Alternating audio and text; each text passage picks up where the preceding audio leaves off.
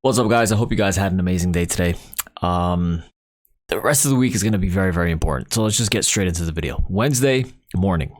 Tomorrow morning, we have preliminary GDP numbers and non-farm employment change. 10 a.m., we have job opening reports. So all of that stuff is happening in the morning. And then to top it off, at 1:30 p.m., Fed Powell is going to speak. Then Thursday, we're going to get more data in the morning at 8:30 and at 10 a.m. And then on Friday, we're going to get more data in the morning as well. So a lot is still going to end up happening this week. So as expected on the SPY, we had a red day because I was expecting us to have a green day on the dollar. And we know that if the dollar is bullish, then the stock market falls. They have an inverse relationship. So moving forward now, what does that mean for the rest of the market? Where are we going to be headed now? Basically, now you can see this lower level of this rising wedge pattern is 393.60. So if we end up breaking below 393.60, it's a good opportunity to go short. Basically, with a rising wedge pattern, it's a very bearish pattern. We should get follow through to the downside. That would be my opinion on that. And essentially, the dollar's move can continue as well, but we need to see how it responds at 107.2.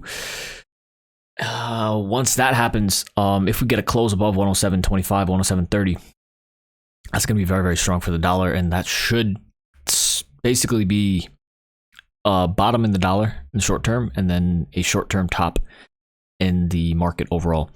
Because we've seen constant pressure as we got closer and above 400, we just continued to fail to hold above that level. So as people became more and more bullish, especially as we were holding above 390 for so long, the fact that we're failing to break above 400 is very, very bearish. And especially now tomorrow, heading into the close, I'm expecting us to have like a big move either to the upside or the downside, whatever, all right?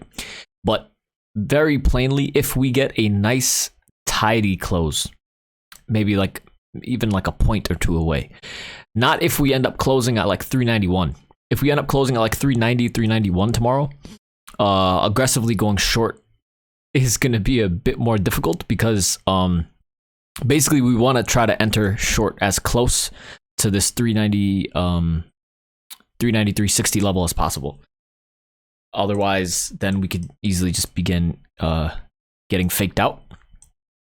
So I hope that makes sense. Basically, we want to get short below this level as close to it as possible. And ideally, that would happen after 1:30, after the Fed, after Powell speaks. But of course, that's not a guarantee, right?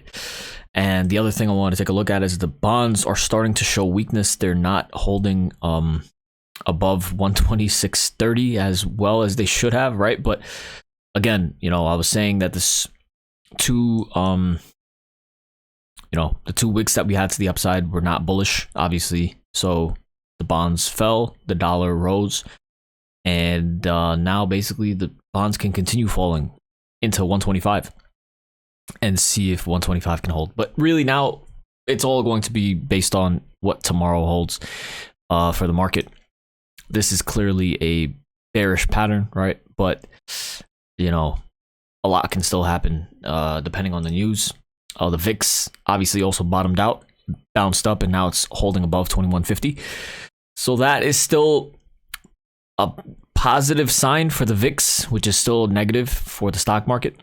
And there's really not much else to look at in terms of charts or anything like that. There's still upside momentum on the VIX, so we still could continue going up. But, you know, once again, obviously, we're not going to want to hold anything too dramatic at 10 a.m. when the job reports come out, nor do we want to hold anything too dramatic during Powell's speech, right? So we're going to basically have to, you know, just wait for news and see how that plays out. But aside from that, I hope you guys had an amazing day. Make sure to like, comment, and subscribe, do all that good stuff, and I will see you guys bright and early tomorrow morning. Thank you.